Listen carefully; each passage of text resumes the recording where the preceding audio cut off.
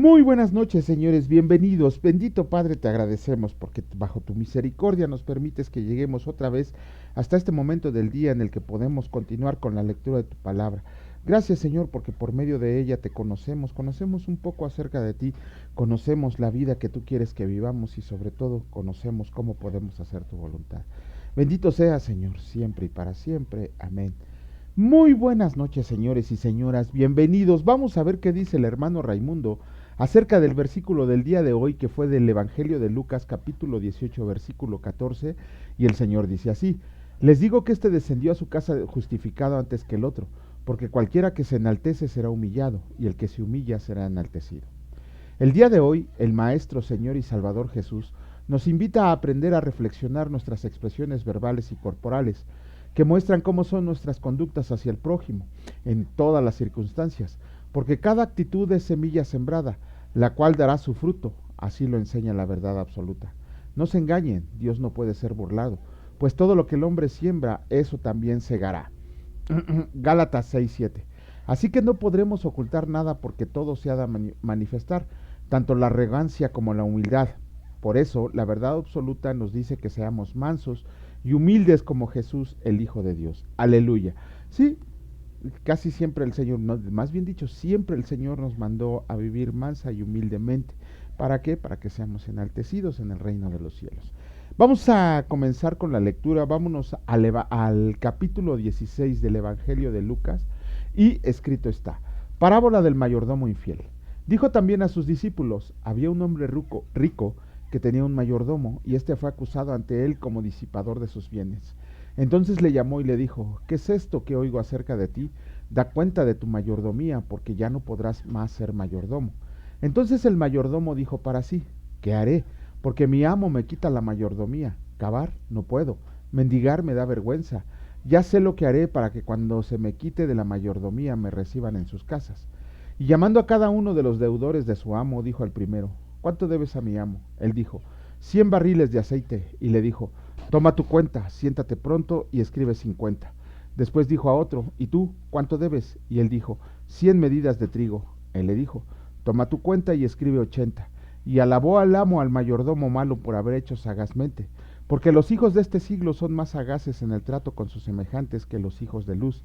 Y yo les digo: ganen amigos por medio de las riquezas injustas, para que cuando éstas falten, los reciban en las moradas eternas. El que es fiel en lo muy poco, también en lo más es fiel, y en lo que muy poco es injusto, también en lo más es injusto. Pues si en las riquezas injustas no fueron fieles, ¿quién les confiará lo verdadero? Y si en lo ajeno no fuiste fiel, ¿quién les dará lo que es suyo? Ningún siervo puede servir a dos señores, porque o aborrecerá al uno y amará al otro, y estimará al uno y menospreciará al otro. No pueden servir a Dios y a las riquezas. Oían también estas cosas los fariseos, que eran avaros, y se burlaban de él. Entonces les dijo: ustedes son los que se justifican a ustedes mismos delante de los hombres, mas Dios conoce sus corazones, porque lo que los hombres tienen por sublime, delante de Dios es abominación. La ley y el reino de Dios. La ley y los profetas eran hasta Juan. Desde entonces el reino de Dios es anunciado, y todos se esfuerzan por entrar en él, pero más fácil es que pasen el cielo y la tierra, que se frustre una tilde de la ley. Jesús enseña sobre el divorcio. Todo el que repudia a su mujer y se casa con otra, adultera, y el que se casa con la repudiada del marido, adultera. El rico y Lázaro. Había un hombre rico que se vestía de púrpura y de lino fino, y hacía cada día banquete con esplendidez. Había también un mendigo llamado Lázaro, que estaba echado a la puerta de aquel lleno de llagas, y ansiaba saciarse de las migajas que caían de la mesa del rico, y aun los perros venían y le lamían las llagas. Aconteció que murió el mendigo y fue llevado por los ángeles al seno de Abraham, y murió también el rico y fue sepultado. Y en el Hades alzó sus ojos estando en tormento, y vio de lejos a Abraham y a Lázaro en su seno. Entonces él, dando voces, dijo: Padre Abraham, ten misericordia de mí, y envía a Lázaro para que moje la punta de su dedo en agua y refresque mi lengua, porque estoy atormentado en esta llama. Pero Abraham le dijo: Hijo, acuérdate que recibiste tus bienes en tu vida y Lázaro también males. Pero ahora éste es consolado aquí y tú atormentado. Además de todo esto, una gran sima está puesta entre nosotros y ustedes, de manera que los que quisieran pasar de aquí a ustedes no pueden, ni de allá pasar acá. Entonces le dijo: Te ruego pues, Padre, que le envíes a la casa de mi padre, porque tengo 5 hermanos para que les testifiquen a fin de que no vengan ellos también a este lugar de tormento. Y Abraham le dijo, a Moisés y a los profetas tienen, óiganlos. Él entonces dijo, no, padre Abraham, pero si alguno va a ellos de entre los muertos, se arrepentirán. Mas Abraham le dijo, si no oyen a Moisés y a los profetas, tampoco se persuadirán, aunque alguno se levantara de los muertos. ¡Wow! Bueno, un muy buen capítulo. Todas las parábolas y las enseñanzas de Jesús aquí están muy interesantes y complejas, sobre todo la del mayordomo infiel. Es una parábola muy compleja. El punto principal es utilizar el dinero para la gloria del reino de Dios. Nada más que tendríamos que meter a una estudio. Si de por sí ayer tratando de explicar el hijo pródigo me aventé con más de media hora, ahorita tratar de explicar la del mayordomo infiel me tardaría un poquito más. Si quieren, como siempre les digo, si quieren que demos una clase del mayordomo infiel, con todo el gusto del mundo, mándenos sus comentarios preguntándonos algo y en serio que haremos un video especial para explicar esta parábola. Mándenos sus comentarios ahí, que les expliquemos algo, regálenos un like, es todo lo que pedimos, compartir el video, regalarnos un like y que nos manden sus comentarios. Pero vamos a empezar con la parábola del rico y Lázaro. Bueno, dicen algunos comentaristas que es una parábola, pero hay pastores y maestros que consideran que es una historia real. ¿Por qué? Porque fue contada por el Señor Jesús y en el contexto nunca se utilizó la palabra parábola. De hecho, Jesús inicia esto como si fuera una historia, como si fuera algo que hubiera pasado, porque dice, había un hombre rico. No está diciendo esto es una parábola, o esto no sucedió, o esto es una metáfora, o esto es una enseñanza moral que tengo que darles. No, dice, había un hombre rico, o sea, un personaje que verdaderamente existió. A final de cuentas, este personaje leímos que era un hombre muy rico. Y de hecho, era judío. ¿Por qué? Porque en el versículo 25, cuando Abraham le contesta, le dice, pero Abraham le dijo, hijo, que quiere decir que este hombre muy rico era judío.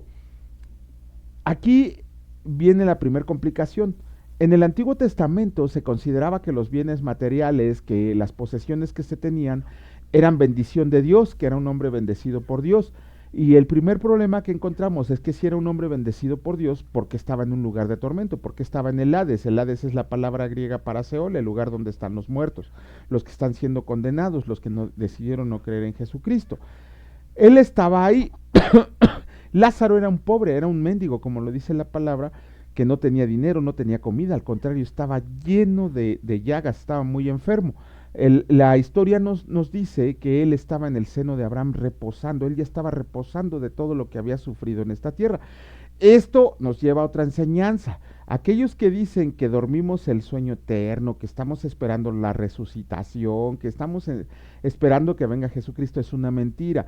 Tanto Filipenses como, ¿cuál es la otra carta? Filipenses, no sé si es Corintios, alguna de las dos cartas a Corintios, pero Pablo nos enseña que de inmediato que este cuerpo físico termina su propósito en este mundo, que ya deja de funcionar, o que el Señor dice, con eso ya cumpliste el propósito y la voluntad, el alma y el espíritu se van al cielo y ahí están esperando a la segunda venida de Cristo para volver a tomar posesión de su cuerpo. Es en Filipenses, no recuerdo la otra carta dónde está, pero eso nos enseña que no nos vamos a dormir como algunos quieren o pretenden enseñar, porque también cuando leamos el capítulo 23 de este evangelio nos vamos a dar cuenta que al ladrón en la cruz se le promete que ese mismo día estará en el paraíso. Pablo dice, no sé si quedarme aquí a seguir compartiendo el evangelio o estar en la presencia de Cristo.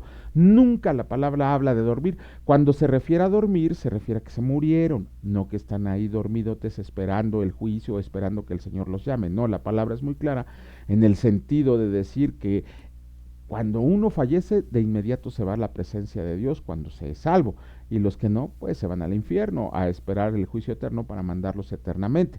Pero bueno, esa es otra de las cosas que tenemos que enseñar, que de inmediato Lázaro estaba en el cielo y siendo confortado por Abraham. El rico le dice, Fíjense, aquí viene otra cosa, aquí el rico nos muestra la naturaleza pecaminosa. Hace ratito en el video de Proverbios que subimos, estábamos enseñando que una de las cosas que aborrece Dios de manera específica es que nosotros nos burlemos de los pobres, tanto de los pobres materiales como de los pobres en espíritu. Ajá, los que están creciendo en la fe. Dios aborrece específicamente eso, que nos burlemos de los pobres. Pero este señor rico, la tradición dice que se llama Abulón, ¿no? No, no sé si sea cierto, pero la palabra no le da nombre a este rico. Entonces lo que hace este rico, aquí vienen dos grandes enseñanzas. La primera es que no se dirige al pobre, todavía se sentía superior al Lázaro como para dirigirle la palabra. Se dirige de manera específica a Abraham para que le ordene a Lázaro que moje la punta de su dedo en agua y se la ponga en la lengua. O sea, nunca hubo un cambio de actitud en ¿cómo se llama? Nunca hubo un cambio de actitud del rico, ni siquiera estando en tormento. Quería seguir dándole órdenes al pobre Lázaro. Ajá, y además ni siquiera se dignó a dirigirse a él, sino que se dirigió a Abraham. La otra enseñanza, aquí viene y está muy densa.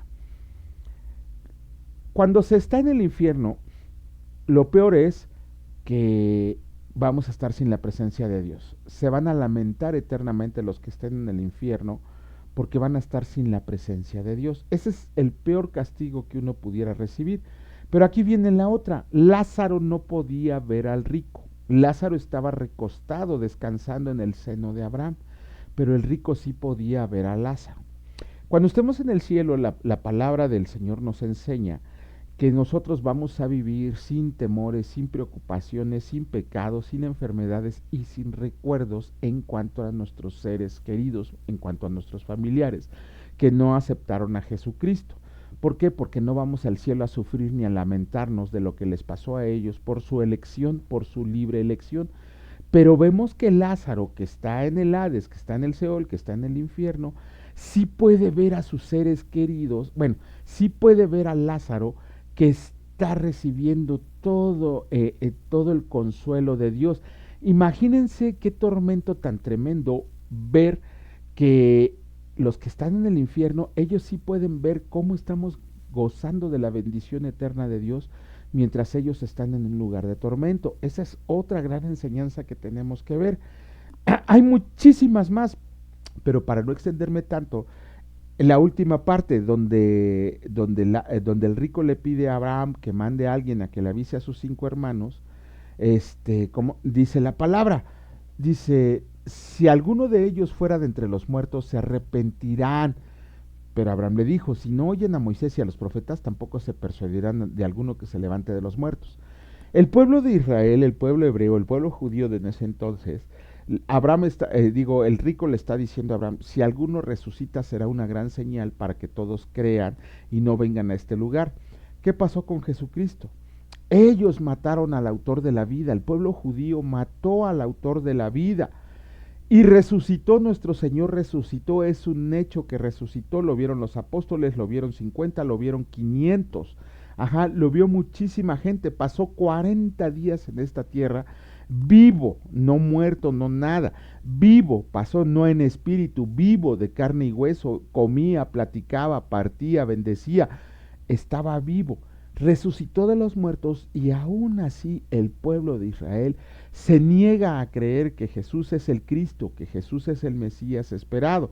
Si no le creyeron a la ley de Moisés y a los profetas que profetizaron acerca de Jesucristo, no le creyeron a Jesucristo que resucitó de los muertos. Al contrario, hasta el día de hoy siguen obtusos en su corazón, en su pensamiento, de que Jesucristo no es el Mesías que ellos estaban esperando.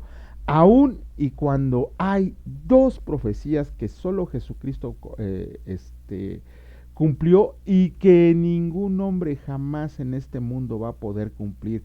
Jamás, son profecías que jamás se van a volver a cumplir. Investíguenlas, son 2 grandes profecías que no se van a volver a cumplir. En ningún hombre pase lo que pasa y solo nuestro Señor Jesucristo las cumplió independientemente de todas las demás. Y eso nos lleva a lo que dice la palabra aquí en el versículo 16 y 17. La ley y los profetas eran hasta Juan, desde entonces el reino de los cielos es anunciado y todos se esfuerzan por entrar en él, pero más fácil es que pasen el cielo y la tierra que se frustre una tilde de la ley. Ok, ¿por qué nos dice esto el Señor Jesucristo en esta parte de la ley? Porque los profetas eran hombres que profetizaron acerca de Jesucristo en el Antiguo Testamento. Toda la profecía, la gran mayoría de profecía que ellos dijeron se refería a Jesucristo. Claro, hubo profecía hacia reyes, hacia hombres, hacia ciudades, hacia reinos, pero siempre fue de advertencia. Ajá. Hay ocasiones contadas en que los profetas se dirigieron a hombres como David, a hombres como Ezequías, a hombres como Daniel, para que les llevaron un mensaje para ellos. En el caso de Ezequías fue que le fueron a decir palabra de Dios de que él viviría 15 o 10 años más, no recuerdo, lo leímos en Reyes, y esa era una profecía. El día de hoy, la profecía, toda la profecía que necesitamos, toda, absolutamente toda, está aquí en la palabra de Dios. No necesitamos absolutamente ninguna otra profecía para nuestra vida. Los payasos de hoy les dicen: yo te profetizo que hay ventanas abiertas para ti, yo te profetizo que vas a tener un trabajo excelente, yo te profetizo que vas a tener 1,000,000 de pesos al final del año. Pero para que se te cumpla tienes que entrarle con tu diezmo, si no, no se va a cumplir la profecía, porque eso demuestra que tienes poca fe. Esos son los payasos que dicen eso. Toda la profecía que necesitamos está aquí. ¿Para qué necesitamos saber si vamos a tener casa, dinero, autos, mujeres, matrimonios? ¿Para qué? ¿Para qué? Porque eso sería para beneficio de nosotros. Pero toda la profecía es para la gloria del reino de Dios. No hay absolutamente nada que nos indique que vamos a ser millonarios, que vamos a tener propiedades y todo eso. Al contrario, el Señor Jesucristo nos enseña que vamos a pasar por tribulaciones, por pruebas, por sufrimientos, pero confiemos en Él porque Él ha vencido al mundo. Eso es el espíritu de la profecía. El espíritu de la profecía es Jesucristo. Todos esos payasos, comparen a un buen pastor que no les avienta profecía de que les va a ir bien, de que van a tener dinero, y van a ver que su iglesia es pequeña, pero no les está pidiendo dinero cada rato. El caso de Sugel Michelet, un maestrazo de la palabra de Dios, un pastor excelente, que en su iglesia jamás se piden ofrendas ni diezmos, jamás. Solamente en los 20 años que lleva esa iglesia, solamente una vez han pedido una ofrenda, pero todos los domingos en la congregación el pastor jamás hace un llamado a ofrendas o a diezmos, no se ora por eso. ¿Por qué? Porque él depende y confía en el Señor. Su iglesia es pequeña, pero nunca les está pidiendo dinero. Ahora vayámonos a la iglesia de Cash Luna, por ejemplo, que está en Guatemala, que tiene el tamaño de un estadio de fútbol, que siempre está llena. Pero ¿qué dice este hijo del diablo? A la iglesia se va con la Biblia y la chequera. ¿Por qué? Porque él tiene muchas posesiones, porque él tiene aviones, porque él tiene carros del año, cobra $50,000 por venir a dar una plática ni siquiera de una hora. No, esos son los falsos pastores. Pero hay tanta gente ignorante de la palabra de Dios que andan siguiendo a esos hijos del diablo: Dante Hebel, Cash Luna, Guillermo Maldonado, andan siguiendo a esas brujas disfrazadas de mujeres, Yesenia Ten, ¿cómo se llama esta otra mujer? No me acuerdo porque ni siquiera me atrevo a verlas en video, ni siquiera veo las tonterías que dicen, porque los verdaderos profetas del Señor siempre profetizaron para la gloria del reino de Dios. De la misma manera, el día de hoy no necesitamos profecía porque ya la tenemos en la palabra de Dios. La ley nos muestra qué grandes pecadores somos, pero gloria a Dios que por medio de su gracia nos perdona sin hacer absolutamente nada más que tener fe y creer en el Señor Jesucristo. Por eso el Señor nos dice que la ley fue hasta Juan y los profetas, porque de ahí en adelante se iba a inaugurar el pacto que se menciona en Jeremías 31, los versículos 32 y 33. Ese es el cumplimiento del pacto. Ahora bien, en el sentido de profecía, cada vez que leemos la palabra de Dios, nosotros estamos profetizando a los demás, porque es palabra de Dios lo que les estamos leyendo. Esa es la verdadera profecía. Olvídense de tonterías, pónganse a leer la Biblia y profeticen lo que está ahí, declarando con sus labios que es lo que dice la palabra de Dios. La ley no va a ser abrogada, no va a ser quitada, va a tener su cumplimiento perfecto cuando nuestro Señor Jesucristo venga a reinar y cuando moremos eternamente con Dios en el cielo. Ese va a ser el cumplimiento perfecto de la ley. Pero bueno, si quieren seguir alabando hombres y regalando su dinero, nadie se los quita. Vamos a continuar con la lectura, vamos a leer el capítulo 28 del libro primero de Crónicas y el Señor dice así: Salomón sucede a David. Reunió David en Jerusalén a todos los principales de Israel, los jefes de las tribus, los jefes de las divisiones que servían al rey, los jefes de millares y de centenas, los administradores de toda la hacienda y posesión del rey y de sus hijos, y los oficiales y los más poderosos y valientes de sus hombres. Y levantándose el rey David puesto en pie dijo: Oiganme, hermanos míos y pueblo mío, yo tenía el propósito de edificar una casa en la cual reposara el arca del pacto del Señor, y para el estrado de los pies de nuestro Dios, y había yo preparado todo para edificar. Mas Dios me dijo: Tú no edificarás casa a mi nombre, porque eres hombre de guerra y has derramado mucha sangre. Pero el Señor, el Dios de Israel, me eligió de toda la casa de mi padre, para que perpetuamente fuera rey sobre Israel, porque a Judá escogió por caudillo, y de la casa de Judá a la familia de mi padre. Y de entre los hijos de mi padre se agradó de mí para ponerme por rey sobre todo Israel. Y de entre todos mis hijos, porque el Señor me ha dado muchos hijos, eligió a mi hijo Salomón para que se siente en el trono del reino del Señor sobre Israel. Y me ha dicho: Salomón tu hijo, él edificará mi casa y mis atrios, porque a éste he escogido por hijo y yo le seré a él por padre.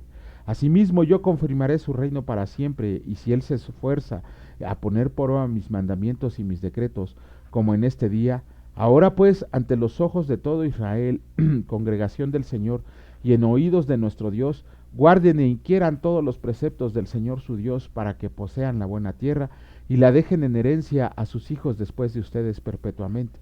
Y tú, Salomón, hijo mío, reconoce al Dios de tu Padre y sírvele con corazón perfecto y con ánimo voluntario, porque el Señor escudriña los corazones de todos y entiende todo intento de los pensamientos. Si tú le buscas, lo hallarás, mas si lo dejas, Él te desechará para siempre. Mira, pues, ahora que el Señor te ha elegido para que edifiques casa para el santuario, esfuérzate y hazla. Y David dio a Salomón su hijo el plano del pórtico del templo y sus casas, sus tesorerías, sus aposentos, sus cámaras y las casas del propiciatorio. Asimismo el plano de todas las cosas que tenía en su mente para los atrios de la casa del Señor, para todas las cámaras alrededor, para las tesorerías de la casa de Dios y para las tesorerías de las cosas santificadas.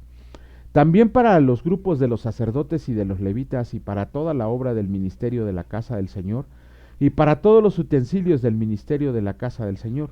Y dio oro en peso para las cosas de oro, para todos los utensilios de cada servicio, y plata en peso para todas las cosas de plata, para todos los utensilios de cada servicio.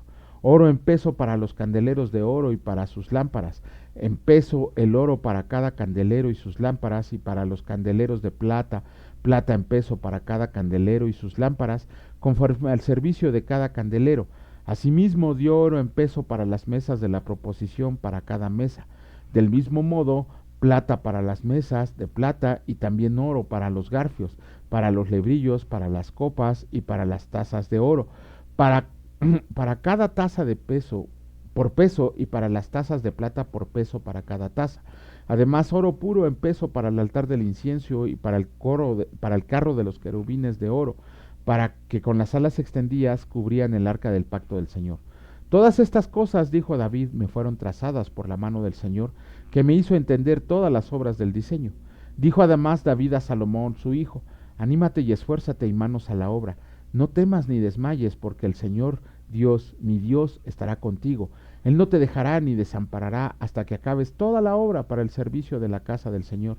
He aquí los grupos de los sacerdotes y de los levitas, para todo el ministerio de la casa de Dios, estarán contigo en toda la obra.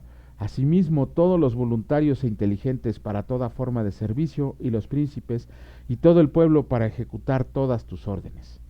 Capítulo 29 del primer libro de Crónicas, el Señor dice así. Después dijo el rey David a toda la asamblea: solamente a Salomón mi hijo he elegido Dios. Él es joven y tierno de edad y la obra grande, porque la casa no es para hombres, sino para el Señor Dios. Yo con todas mis fuerzas he preparado para la casa de mi Dios oro para las cosas de oro, plata para las cosas de plata, bronce para las de bronce, hierro para las de hierro y madera para las de madera, y piedra de ónice, piedras preciosas, piedras negras, piedras de diversos colores, y toda clase de piedras preciosas y piedras de mármol en abundancia. Además de esto, por cuanto tengo mi afecto en la casa de mi Dios, yo guardo en mi tesoro particular oro y plata que, además de todas las cosas que he preparado para la casa del santuario, he dado para la casa de mi Dios 3000 talentos de oro de Ofir y 7000 talentos de plata refinada para cubrir las paredes de las casas. Oro pues para las cosas de oro y plata para las cosas de plata y para toda la obra de las manos de los artífices. ¿Y quién quiere hacer hoy ofrenda voluntaria al Señor? Entonces los jefes de familia y los príncipes de las tribus de Israel, jefes de millares y de centenas, con los administradores de la hacienda del rey, ofrecieron voluntariamente y dieron para el servicio de la casa de Dios 5000 talentos y 10000 dracmas de oro, 10000 talentos de plata, 18000 talentos de bronce y 5000 talentos de hierro, y todo el que tenía piedras preciosas las dio para el tesoro de la casa del Señor, en mano de Jehiel Gersonita, y se alegró el pueblo por haber contribuido voluntariamente, porque de todo corazón ofrecieron al Señor voluntariamente. Asimismo se alegró mucho el rey David, y bendijo al Señor delante de toda la congregación, y dijo David: Bendito seas tú, oh Señor Dios de Israel, nuestro Padre, desde el siglo y hasta el siglo. Tuya es, oh Señor, la magnificencia y el poder, la gloria, la victoria y el honor, porque todas las cosas que están en los cielos y en la tierra son tuyas. Tuyo, oh Señor, es el reino, y tú eres excelso sobre todos. Las riquezas y la gloria proceden de ti, y tú dominas sobre todo. En tu mano está la fuerza y el poder, y en tu mano el hacer grande y el dar poder a todos. Ahora pues, Dios nuestro, nosotros alabamos y loamos tu glorioso nombre. Porque, ¿quién soy yo y quién es mi pueblo para que pudiéramos ofrecer voluntariamente cosas semejantes? Pues todo es tuyo y de lo recibido de tu mano te damos, porque nosotros extranjeros y advenedizos somos delante de ti, como todos nuestros padres y nuestros días sobre la tierra, cual, cual sombra que no dura. Oh Señor Dios nuestro, toda esta abundancia que hemos preparado para edificar casa a tu santo nombre, de tu mano es y todo es tuyo. Yo sé, Dios mío, que tú escudriñas los corazones, que la rectitud te agrada. Por eso yo con rectitud de mi corazón voluntariamente te he ofrecido todo esto. Y ahora he visto con alegría que tu pueblo reunido y aquí ahora ha dado para ti espontáneamente. Señor, Dios de Abraham, de Isaac y de Israel, nuestros padres, conserva perpetuamente esta voluntad del corazón de tu pueblo y encamina su corazón a ti. Asimismo da a mi hijo Salomón corazón perfecto para que guarde tus mandamientos, tus testimonios y tus estatutos, para que haga todas las cosas y te edifique la casa para la cual yo he hecho preparativos. Después dijo David a toda la congregación: Bendigan ahora al Señor su Dios. Entonces toda la congregación bendijo al Señor Dios de sus padres, e inclinándose adoraron delante del Señor y del Rey, y sacrificaron víctimas al Señor, y ofrecieron al Señor holocaustos al día siguiente, 1000 becerros, 1000 carneros, 1000 corderos con sus libaciones, y muchos sacrificios de parte de todo Israel, y comieron y bebieron delante del Señor aquel día con gran gozo, y dieron por segunda vez la investidura del reino a Salomón hijo de David, y ante el Señor le ungieron por príncipe, y a Sadoc por sacerdote. Y se sentó Salomón por rey en el trono del Señor en lugar de David su padre, y fue prosperado, y le obedeció todo Israel, y todos los príncipes y poderosos, y todos los hijos del rey David, prestaron homenaje al rey Salomón, y el Señor engrandeció en extremo a Salomón a ojos de todo Israel, y le dio tal gloria en su reino, cual ningún rey la tuvo antes de él en Israel. Muerte de David. Así reinó David, hijo de Isaí, sobre todo Israel. El tiempo que reinó sobre Israel fue 40 años. 7 años reinó en Hebrón, y 33 años reinó en Jerusalén, y murió en buena vejez, lleno de días, de riquezas y de gloria. Y reinó en su lugar Salomón su hijo. Y los hechos del rey David, primeros y postreros, están escritos en el libro de las crónicas de Samuel vidente, en las crónicas del profeta Natán, y en las crónicas de Gad vidente, con todo lo relativo a su reinado y su poder, y los tiempos que pasaron sobre él y sobre Israel, y sobre todos los reinos de aquellas tierras. ¡Wow! Con esto terminamos el primer libro de Crónicas el día de hoy. Mañana iniciaremos con el segundo. Creo que la enseñanza más grande que nos podemos llevar en esta última narración es cómo un padre prepara todo para su hijo. Cómo David preparó absolutamente todo para que su hijo no se molestara en juntar todo el material que necesitaba para la casa del Señor, sino que David se la preparó para que él pudiera iniciar sin contratiempos. No está mal que nosotros le dejemos herencia a nuestros hijos. De hecho, es lo correcto, dejarles algo con lo cual ellos puedan empezar su carrera, su profesión, su vida adulta. Pero también les tenemos que enseñar primeramente la palabra de Dios y a trabajar honrada y honestamente como trabajaría cualquier hombre de bien, cualquier hombre instruido en la palabra de Dios. Dejarles el camino preparado, yo creo que sería algo maravilloso para cada uno de nuestros hijos. Vamos a trabajar para dejarles algo de herencia. Bendito Señor, mi Dios Padre Todopoderoso. Gracias por este tiempo, Señor, por la enseñanza que tenemos, porque sabemos que tu profecía escrita está, Señor, por siempre y para siempre. Y asimismo, Señor, que tenemos que comportarnos varonilmente, que tenemos que ser fuertes y valientes, Señor, para cumplir con todo lo escrito. Te pedimos, Señor, que nos perdones, porque sabemos que el día de hoy pecamos, Señor. Pecamos, somos hombres carnales, quisiéramos no hacerlo, pero siempre estamos pendientes a caer. Pero tu amor amoroso nos levanta, Señor, tu brazo extendido, del cual nos aferramos para seguir pegados a ti, Señor, postrados a tus pies para seguir adelante cada día. Te damos gracias, Señor, y que bendigas, que proveas y que les des todo lo necesario para sustento diario a todos nuestros escuchas, a todos los que han de venir. Señor, que crezcan en la fe aquellos que decidieron el día de hoy doblar sus rodillas delante de ti y confesarte ante los hombres que tú eres el Señor y Salvador de este mundo. Dales una vida larga y que sigan con ese ánimo en el corazón de seguir adelante. Gracias, mi bendito Padre, en el precioso nombre de mi Señor y Salvador Cristo Jesús, por siempre y para siempre sean benditos. Amén. Gracia y paz de nuestro Señor Jesucristo reina en sus hogares. Si Dios lo permite, nos vemos el día de mañana. Cuídense mucho. Hasta luego.